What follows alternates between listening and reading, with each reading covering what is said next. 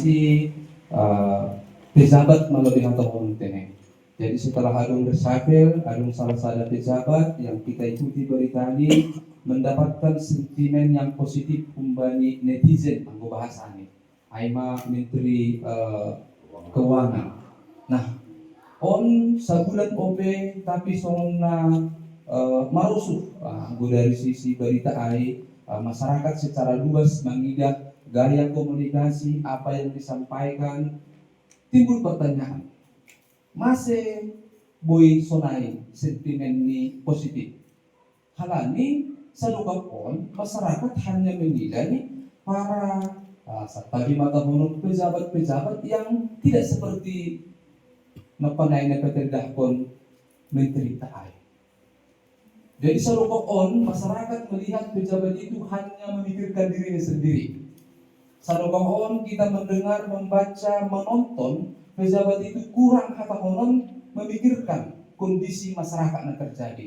Sehingga ketika ada sehalak mengenai pejabat yang sedikit berbeda, maka orang bergairah, memberikan dukungan, memberikan apresiasi. Kenapa? Karena di tengah-tengah negara kita ini agak sedikit langka pejabatnya memang benar-benar mampu berbicara untuk kebutuhan masyarakat. Jadi rindu haus akan kehadiran pejabat nasional yang disebut penghami. Jadi situasi ini pelang jauh beda. Anggolaku kita idah bandingkan dengan situasi dalam kitab Daniel ini. Menceritakan secara hatahonon konteks bangsa Israel berada di pembuangan Babel. Jadi kondisi mereka memang bagi orang lain sungguh kondisi yang sangat menyulitkan, sangat susah. Mereka jauh dari rumah mereka, dari bait Allah, di pembuangan mereka dihina, dicerca, dan dalam kondisi yang sulit, dan susah nasutonai, tentu mereka membutuhkan inspirasi. Soalnya kan, menteri nopanai keuangan inspirasi bagi tiga-tiga ya katakan masyarakat secara umum. Nah, bagi kondisi kitab Daniel masyarakat atau bangsa Israel membutuhkan inspirasi satu dua sosok yang bisa menguatkan iman mereka di tengah kesulitan yang mereka hadapi. Dan muncullah kitab Daniel yang menceritakan ada 4 orang pemuda yang menjadi sumber inspirasi agar mereka juga bisa tetap setia, tetap bertahan, dan tetap ingat kepada firman Tuhan walaupun kondisi mereka sangat sulit. Siapakah 4 pemuda yang menjadi pahlawan iman, sumber inspirasi kepada bangsa Israel yang ada di pembuangan Babel itu? Ada 4 orang seperti yang kita ketahui Bapak Ibu. Daniel, Sadrak, Mesak, dan Abednego. Kenapa muncul ini orang-orang muda ini? Yang kalau kita baca bagi kitab Daniel ini, mereka adalah orang-orang muda yang ikut terbuang ke Tanah Babel. Orang-orang yang cerdas, orang-orang yang pintar, orang-orang yang dipersiapkan untuk melayani raja di Babel. Tetapi 4 orang yang muda ini menjadi sumber inspirasi kepada bangsa Israel yang ada di pembuangan Babel, supaya mereka tetap bertahan di dalam iman kepada Allah Israel. Dan cerita atau pengambilan bagi orang on mengkonfirmasi anak panai disebut mengalami air. Ini kan cerita ketika bangsa Israel sudah berada di pembuangan Babel dan raja Babel yang bernama Nebukadnezar mendirikan satu patung emas. Dan setelah patung ini berdiri dengan megahnya, ada satu perintah untuk menyembah patung emas yang telah dia dirikan. Dan inilah tantangannya, onma namasa. Ketika bangsa-bangsa bagi orang lain memang tunduk mendengarkan perintah Raja Nebukadnezar ternyata ada 3 orang di dalam teks kita ini yang tidak mau turut mendengarkan perintah Raja Nebukadnezar. Dan ketika laporan sampai ke telinga Nebukadnezar, jadi ternyata ada juga intel dari Raja Nebukadnezar kalau sebenarnya cerita itu benar atau tidak dia belum tahu. Tapi potongnya, tapi ada yang menyampaikan. Siapa yang menyampaikannya? Orang-orang yang benci, orang-orang yang sirik, orang-orang yang tidak senang kepada orang Yahudi di pembuangan. Ibadah mau bani Raja Nebukadnezar, oleh Raja Nami. Demu bani perintahnya main, si horzahono menyaminai. Tapi adong nalang makorzakon perintahmu ai. Isema ai, si Sadrak, si Mesak, si Abednego. Itandai raja ondo, isi sadia na tuduon. Halanya igilo matongon sadia, langkong mengklarifikasi. Isupun manang paredo mo bari teks ng bilang doon, bari ayat 10 o pangay. Ay tongondo, ali Sadrak, Mesak, pakonho, ali Abednego.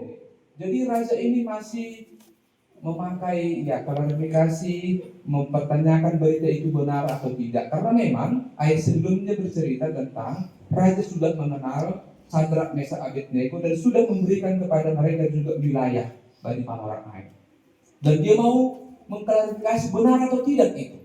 Alami ayat. Raja sebenarnya ingin supaya mereka ini ulang atau terancam dengan situasi AIP kan ayo banyak ditawarkan lagi kesempatan kedua. Kesempatan pertama mereka sudah lalaikan. Lama rasa di Marsomba ubani patu omas ai. Diberikan kesempatan kedua AIP ayat 15. Anggo bokeh 5. Holi soran taropet tuliga sapi arbab soran pakon gonrang. Marsombah mahanima, marrogok mahanima, hubani kata honon nebata nahupa jongjong ini. Dan disertai ancaman, perintah ini disertai ancaman. Ondo membentorin ini tokoh kita ini Sadrak, Mesak, dan Abednego. Setelah adung perintah, adung ancaman. Anggulangi zaman perintah on isapak ko malinis yang hubani sada apui pamurunan. Jadi ini situasi yang dihadapi oleh Sadrak, Mesak, Abednego on Bapak Inang, bukan situasi yang gampang ini. Mungkin kalau kita berada dalam posisi mereka juga ini situasi yang sangat sulit. Karena yang memberikan perintah ini adalah raja yang harus ditaati perintahnya, dan ketika tidak ditaati ada ancaman. Coba kita misalnya ya dalam kehidupan kita sehari-hari ada sesuatu hal yang bertentangan dengan hati nurani kita, batin kita, tapi karena ini perintah sudah datang dari yang lebih dari kita, atasan kita, mau tidak mau harus kita lakukan. Kenapa? Ya, kalau tidak dilakukan ada konsekuensi ini. Mana terjadi yang dihadapi oleh tokoh iman kita ini. Tapi dari sumber inspirasi ini kan kita belajar tentang bagaimana dalam hidup ini kita menemukan ada sumber inspirasi supaya kita tetap setia beriman kepada Tuhan. Ya tahun mausai bagi ayat 10. Setelah Raja Nebukadnezar menyampaikan perintahnya, memberikan kesempatan kedua disertai dengan ancaman, apakah yang dilakukan oleh mereka ini? Apakah mereka takut? Apakah mereka cium? Apakah mereka memilih mundur? Mari kita lihat iman mereka berkata ayat 10. Ali Raja Nebukadnezar sempala marbalus hanami babu pasal air. Sebenarnya kan pertanyaan Raja Nebukadnezar kan banyak 10 pakai. Aito mondo ali Sadrak, Mesak, pakon Abednego. Benar atau tidak itu? Sebenarnya kan jawaban dari pertanyaan ini benar atau tidak benar. Kan ada sebenarnya jawabannya. Tapi Sadrak, Mesak, dan Abednego tahu apapun jawaban mereka pasti itu akan memiliki konsekuensi yang sangat berat. Apalagi kalau jawaban mereka itu adalah mereka tidak mau melaksanakan perintah itu. Jadi ini kan ibaratnya seperti ini Bapak Ibu. Ada pertanyaannya, dan pertanyaan ini bisa dijawab kalau kita tahu ya orang yang memberikan pertanyaan ini ketika diberikan pun jawaban bisa menerima. Tapi ada juga diberikan pertanyaan, dijawab pun jawaban yang sudah dalam hati benarnya itu yang benar, kan seperti itu. Jadi tidak perlu kira-kira Sadrak, Mesak, dan Abednego merasa tidak perlu memberikan jawaban yang sangat panjang. Bagaimana tentang konsep mereka pada saat itu? Hai disebutkan banyak ayat 10. Sempala barbaros kanami bambu pasar air. Mereka tidak mau berdebat panjang tentang itu. Mereka tahu konsekuensi dari pilihan mereka itu, dan mereka pada ayat 17 menyatakan inilah inspirasi imannya dalam situasi yang sulit itu, dalam situasi yang pelik itu, dalam situasi maju kena, mundur kena, atas kena, bawah kena, situasi yang tidak menyenangkan ini. Mari kita lihat bangsa Israel di pembuangan diajarkan juga kita, inspirasi bagi kita. Situasi kita sebagai orang percaya adalah situasi yang sulit, Kalau kita berbicara topik kita pada saat ini, memberitakan Injil dengan segenap hati. Tidak mudah memberitakan Injil. Apalagi Injil ini disampaikan kepada orang yang belum percaya kepada Kristus. Apalagi diminta kita memberitakan Injil dengan segenap hati. Mari kita lihat bagaimana Sadrak, Mesak, dan Abednego tidak takut, tidak ciut, tetapi memilih untuk tetap percaya kepada Tuhan. Ini kan inspirasi yang luar biasa ini. Ini sebenarnya menjadi hal yang menghibur kita, menguatkan kita juga. Jadi tokoh iman kita pada malam hari ini, Sadrak, Mesak, dan Abednego, ini satu tokoh iman, pahlawan iman pada bangsa Israel di kebuangan pada saat itu, dan juga kita pada saat ini. Dari cerita ini kita belajar bagaimana anak-anak Tuhan yang tetap tidak takut, yang tetap mempertahankan iman mereka walaupun ada ancaman.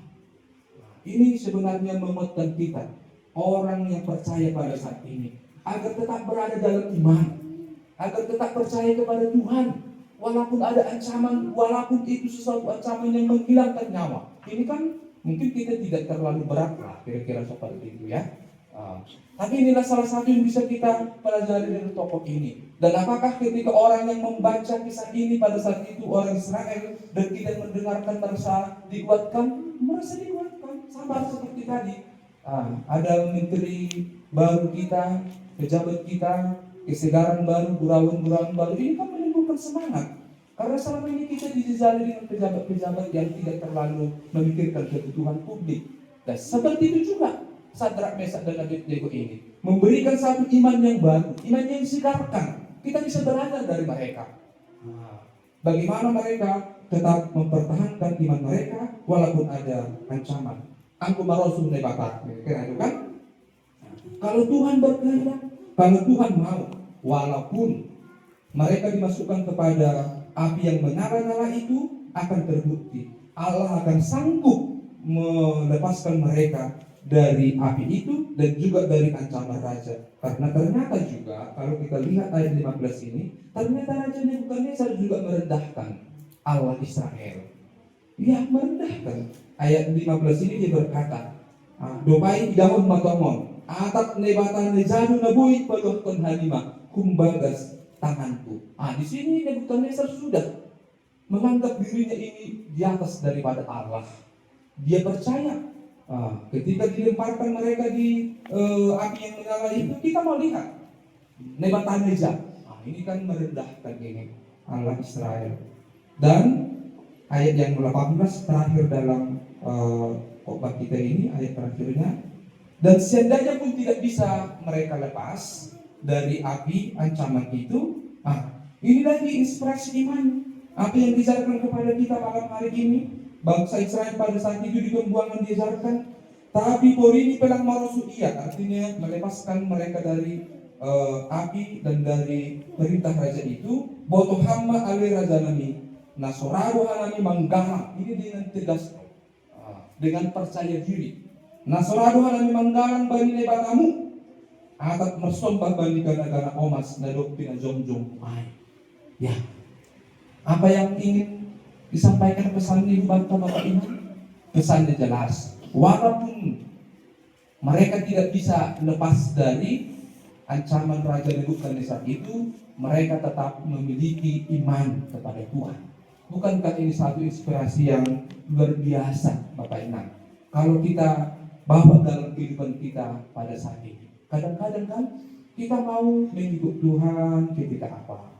Ketika mungkin segala sesuatu seperti yang sudah kita rencanakan, doakan, harapkan, kami sering katakanlah menghadapi situasi ya angkudo malang atau ibadah suhur, mahayap bahkan atau konon memilih untuk tidak mengikuti persekutuan, ada seperti itu. Ketika ditanya karena apa? Ya karena mungkin dia agak sedikit menggugat atau marah kepada Tuhan.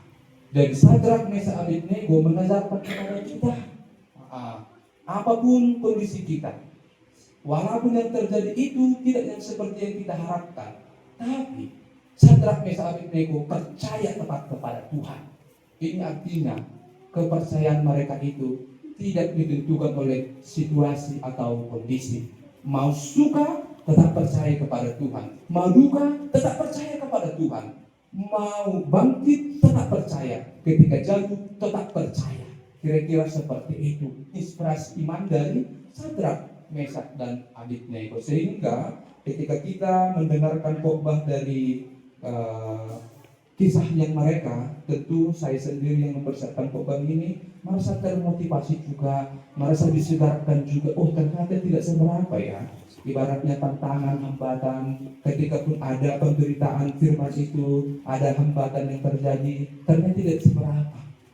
Laksa dia OPHP bagal si depak komentar. Dan yang terakhir, jemaat Tuhan, ini kan tadi saya sudah singgung, tema kita adalah memberitakan Injil dengan segenap hati. Dalam pengertian tepat, Sadrak, Mesak, dan Abednego tidak memberitakan Injil. Dalam pengertian tepat, karena yang namanya memberitakan, menuturkan, memperkatakan, ini kan berkaitan dengan menyampaikan dengan kata-kata. Karena menyampaikan dengan kata-kata, seperti inilah Injil itu. Soalnya makan menyampaikan firman Tuhan. Ya, sama dengan penginjilan lah kira-kira seperti itu. Atau seperti kita sampaikan Injil itu kepada orang lain, kita sampaikan tentang kuasa, kebangkitan Tuhan kita itu, ya kira-kira seperti itu.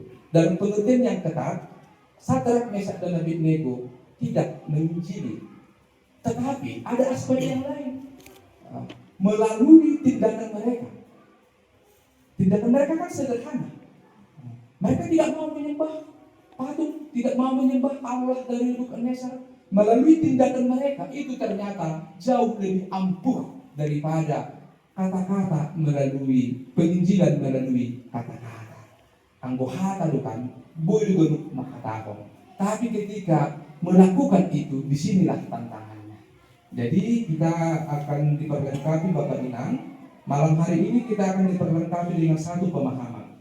Penginjilan itu ayo kita lakukan dengan tingkah laku kita. Tidak semua dipanggil untuk menjadi pelayan khusus. Penginjilan itu bisa kita lakukan dengan cara hidup kita yang berbeda, mempertahankan iman kita walaupun ada ancaman, tantangan yang mengancam kita. Dan hari Minggu ini, tadi seperti yang sudah dibacakan oleh para genda, kita akan bertemu dengan satu dimensi lain dari penginjilan. Penginjilan itu tidak hanya melalui kehidupan kita, tetapi juga harus disampaikan dengan kata-kata. Dan itu yang dilakukan oleh Paulus. Dia ingin ke Roma, ingin berkata-kata tentang Injil yang membebaskan kehidupannya pada saat itu. Jadi dengan demikian jemaat Tuhan, pada malam hari ini Sadrak, Mesak, Abednego ini sudah tokoh yang lama, kita tidak mengenal mereka, tapi kita diperkenalkan kisah tentang mereka ribuan tahun yang lewat, tapi kesannya masih segar dengan kita. Di tengah-tengah kehidupan kita yang sulit, di tengah-tengah ada ancaman, ada tokoh iman yang memberikan kesegaran baru kepada kita.